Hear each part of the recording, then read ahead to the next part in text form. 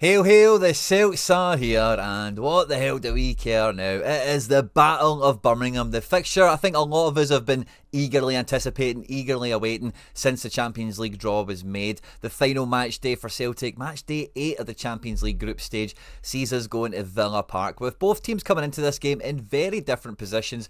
Both teams guaranteed, of course, qualification to the next stage of the Champions League, but for Aston Villa, they're still trying to pursue that top 8. They don't want the extra fixtures, and with both teams really suffering a loss in personnel coming into this game, this has all the makings of being a bit of a party of a Champions League game, to be honest with you. There's not really a bad outcome for Celtic in this one, really, no matter how you look at it. And with some of the players we're going to see on show, this could be a real make or break situation for some of them. And for the squad and for some of the more regular players that will be playing in this match, this could just be the validation, the pushing of the envelope on the campaign as a whole to really underline and highlight all the positive results that we've had this year. Because looking at the table, we currently sit halfway in the table at 18th on 12 points.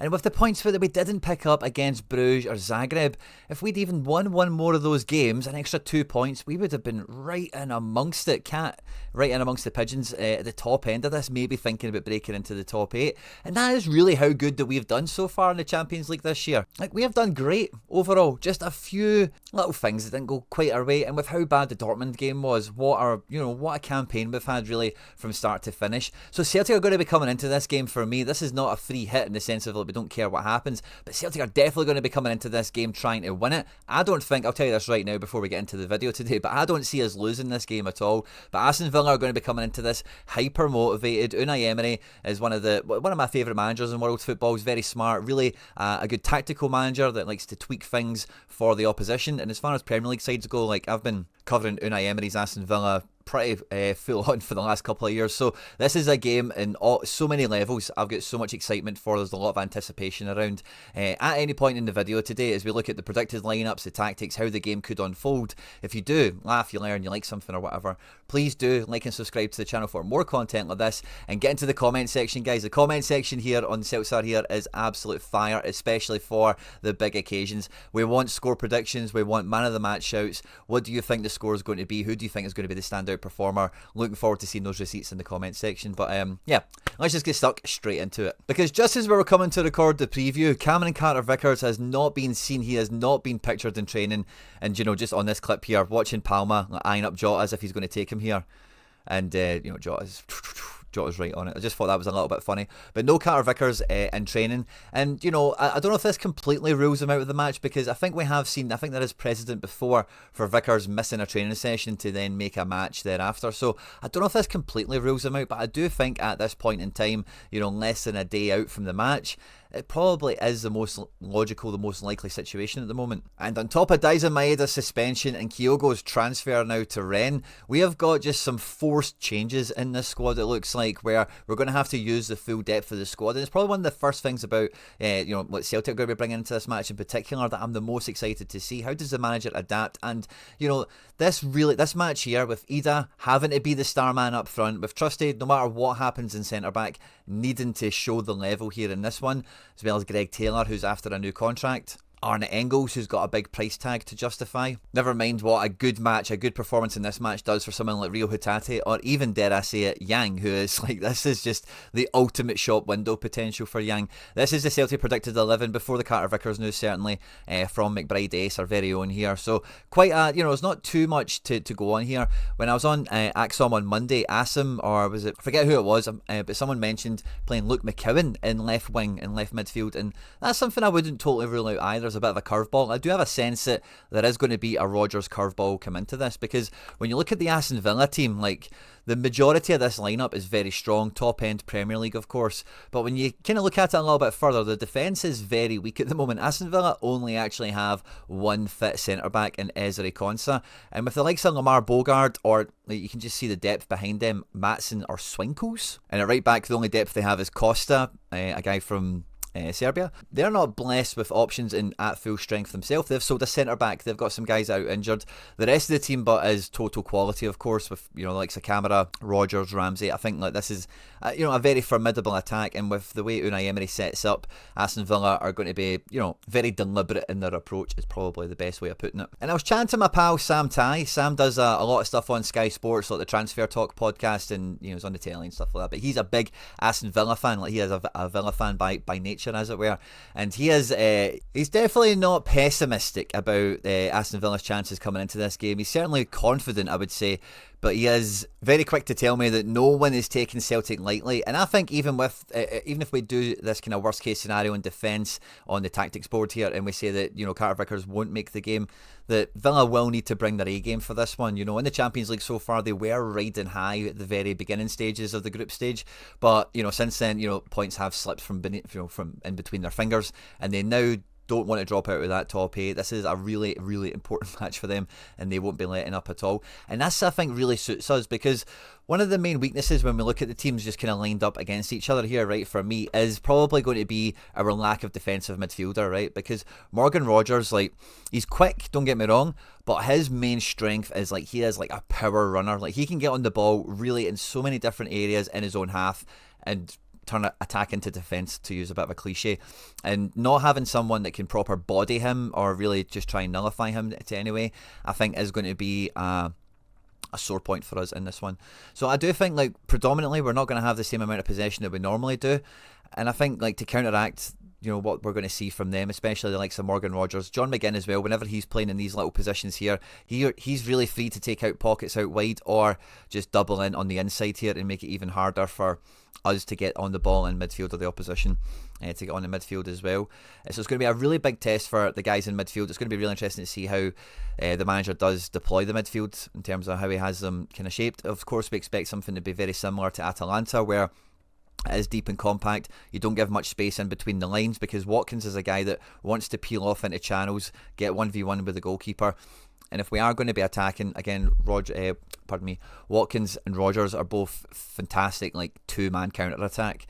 So we can't really ever get our defence too exposed or too high, and that really does start and end at this level of the game for me with your midfield positioning and the roles that we've got with it. Engels is often held out as being like a solution for us as defensive midfield, and I'm not all the way on board with that, but I do think, like, having a kind of a two-man engine room in there with Engels and McGregor, like we've seen already in the Champions League, obviously could work quite well. But I expect it to be a little bit more conservative than that, and a little bit more like spring action counter-attacking, because I think with Kuhn and Yang, the one thing we definitely do have on our side is pace and direct play. I wouldn't be surprised if, again, Valley could be a wild card for left wing, don't get me wrong, but their fullbacks, Cash versus Yang, like, if Yang is ever going to play the game of his life and show us why he should be at Celtic this whole time, or even why someone should buy him off of us for a good amount of money, Matty Cash is like a good Premier League fullback and whatever, right, Poland international and stuff now, but he is like a physical guy. Like, he is like quite strong, quite fast, and he takes up good positions, can hit a decent cross. He's not like a super technical player, and he's not like a top 1% player either. He's quite gettable, is probably the better way of putting it. Daizen Maeda versus Cash would have been a lot more exciting to see, but Yang, what he brings, like, that will clash with Matty Cash, I think, quite well, if it is Yang that starts this, in terms of being physical, the running power, and just how direct both of them are. So I think, like, if Yang was to play a good game, if he was to, and I don't say a good game, but if he was to really do something, I wouldn't be surprised if he got a little bit of joy out of Cash, especially early on, if he is, like, committed really high and is maybe underestimated, the wee man, for pace or for positioning or whatever. And it's obviously quite the same with Kuhn. Now, Lucadinha is a much more recognised European player, of course, Champions League level quite clearly, but Kuhn played his best game for us against Leipzig, quite obviously, and I think this is the sort of situation that Kuhn is going to thrive in, where, like, there is only one centre back at play here. The defence is going to be gettable. Bib Camara is like probably an extra filler in here as a centre. You may probably feel like he's playing centre back at times. I can see that kind of developing in the game as well, just to give them a little bit extra cover, because Tielemans and McGinn and the rest of these guys, as you can see how the probably going to run and move around. Probably see wee boobs back here a little bit more often. But this for me is like good hunting grounds for Kuhn. Now, I don't know how many chances we're going to be able to create, but I think Kuhn will definitely fancy himself to get away from Digne. And I think, like I say, with the rest of the defence as it is in retreat, there is going to be opportunities created down this side of the pitch quite clearly. And it might even be that Cash is caught sleeping on Yang or something like that. I don't know. But I've got a feeling that if Yang starts, like, Yang could double his transfer value in a game like this. And I think Kuhn is going to be on Leipzig mode again, very much out to end the unknown German kind of chat the German media gave him after the Leipzig game. Really finish off his group stage. He's on 2 goals and 1 assist. Obviously, 2 of the goals came in the Leipzig match. So I think he needs another match to really, like I said in the intro, validate, push the envelope on the campaign he's had, the incredible performances, the clear talent that he showed in a Celtic jersey. So I think this is just good hunting grounds for him. And I think kind of not having Kyogo for this game, especially because like he was going to be sold, like I don't think it's actually any loss at all to Celtic, to the club, to the situation, to anything, because Adam Idah did come in for a sizable transfer fee in the summer, and this is like 100% a game where I know he did good against Atalanta, got his goal against Bratislava, but this is a game where Adam Idah like ends I think price tag chat around him. You know, if he gets a goal in this game, if he keeps us in this match, if he helps us get points out of this game, then again I just think like similar to Engels, same could be said for him quite equally. I think he'll have a much more of a at the coalface kind of shift to do in this one, you know, be effective both sides of the ball, be very disciplined, be very present and active, whereas Idah's more got the potential to be the actual match winner, the point winner in this one, depending on how the game actually shakes out. And I think like against a defence at Konsa, like if this will be a great test. If he can do well against Konsa is someone I rate very highly, and I think is like a proper top-end Premier League centre-back. Never mind, as I say, some of the gaps and some of the errors that might come just with their lack of personnel in here. And to get Idah maximised in this situation alongside what we're saying about Kuhn and Yang, he is going to have to be playing 1-2 give and goes, and these guys need to do a lot of legwork, getting the ball into space if the knock-on is into space for them to run into, or if it's played into feet and they've got to, you know, somehow get the space or manufacture an opening. Now, one thing I want to say to Celtic fans maybe watching Aston Villa up close and personal for the first time is Jacob Ramsey's a player that I've been a big fan of. I went to Villa Park a year or two ago to watch Villa at home to Palace. It was quite a good game. I don't think it was that many goals. I think it was maybe a 1-0 if memory serves me right. But that's Jacob Ramsey, especially if you're at the game, it's going to feel like there's 2 of them on the pitch. Like, this guy is really good. And for any Celtic fans kind of watching this game or watching Aston Villa for the first time quite closely, for me Ramsey is like if Hatate did everything exceptionally perfect. So this might give some people who still don't quite get Hatate, like what his kind of job or what his kind of profile, what his kind of play style is, as it were. And I think if we do get Hatate, who again like is a big game player, and against the likes of Tielemans, McGinn, Camara, like this midfield, like Hatate is going to win duels. You know, Hatate is going to make space. He's going to be able to create nice opportunities for him to play balls down the line for Yang, on the switch for Kuhn, maybe even just straight down the pipe for Adam Idah.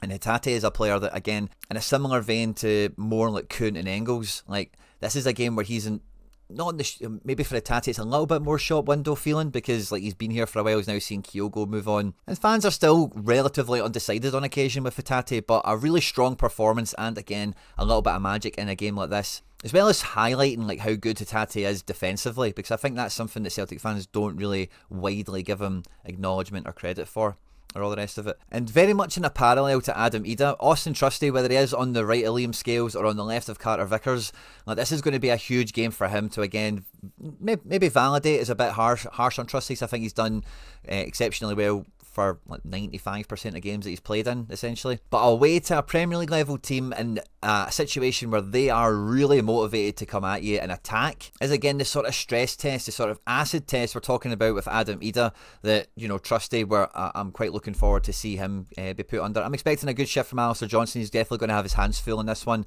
and he could be like a quiet kind of hero in this game of just being like 9 out of 10, low key, just nobody ever get by him. The ball never went over that side of the pitch. Ramsey maybe comes inside a lot more. Ramsey and McGinn maybe swap sides.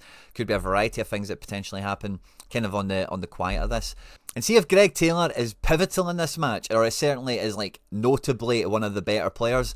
Just pay him whatever he wants, because really, again, I feel like I'm a broken record, right? But this is the perfect litmus test, acid test, stress test for so many of these players that have question marks over them. Scales maybe comes into this a little bit, but not anywhere to the same level as Taylor, who's still going through this unknown contract, kind of protracted negotiations, dispute. It's hard to kind of know what's going on here.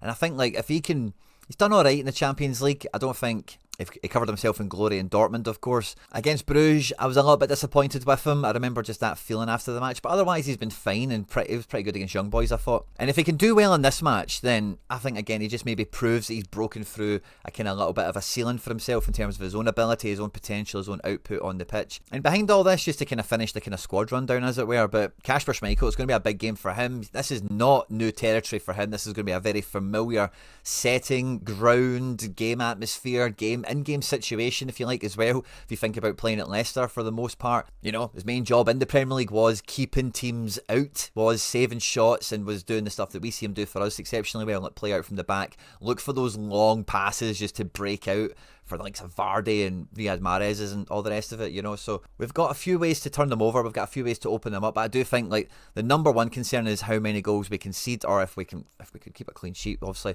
the big green clean sheet machine, Kasper Schmeichel, if he was to turn out another one of those performances, and I think we're definitely going to be, you know, if we don't concede, we're getting points, aren't we? But what I've maybe kind of, you know, I've tried my best to give like a good account of Aston Villa as well, because with Unai Emery and the way he likes to play, so many of these players are so versatile that you don't really know how they're actually going to shape up. It might even be like a more of a 4-2-2, and they maybe just kind of go a lot more centrally. And if they did something like that, by the way, that would really play into our hands a lot, especially for the likes of Kuhn. But these guys are top-end Premier League contenders. They got into the Champions League by finishing in the top 4 of the Premier League, and this year, like, they're probably going to be right in amongst it again next year. And despite their injury crisis in defence, the front section of the team and the players they can still call upon in attack from the bench, the likes of Leon Bailey, John Duran, very, very difficult opponent, very challenging. But we've got precedent for scoring goals, for winning points in these types of games already in this campaign. And it's certainly not a free hit, but this is a game that we can certainly just go out and be free of the fear of, you know, the qualification like crumbling away from us. We can really have a Champions League party. We can go to a big historic ground down in England. We've got a fair chance of coming out of this game with something. We can go there, we can have a party, and really, as long as the boys put in a good shift, put in a good performance, how can we lose this one? Now, we'll revisit it after this game, but I did a prediction for the Champions League group stage on the channel here for Celtic, and I remember on that I predicted that this would be a 2-each draw. And coming into the game, I still actually think it's going to be a draw. I think we might even have the potential to nick it, to steal it right at the very end, perhaps. But my score prediction for this is going to be 1 each. And in terms of a man of the match, from a Celtic perspective, I'm going to go with Arne Engels. I think this is a match where he's going to come out of it with a lot of plaudits, a lot of praise. And although someone like Kuhn might actually get the goal, might be the one that, you know, between the likes of him and Ida, or maybe an unusual or an unlikely suspect like a Yang, maybe they're involved in the goal that gets the point or whatever, if it is a draw, 1 each. But I think Engels is going to be the one that everyone's talking about after the match, essentially. On screen there now, some other stuff that we've made that YouTube thinks you might enjoy. Don't forget to get into the comment section on this one, guys. Let me know your score prediction, who your man of the match shouts are. If you did enjoy the video, please do hit like and subscribe for more content like this. If you're travelling down to Birmingham, travel safe. I hope you have a great time. Hail, hail, and on the hoops!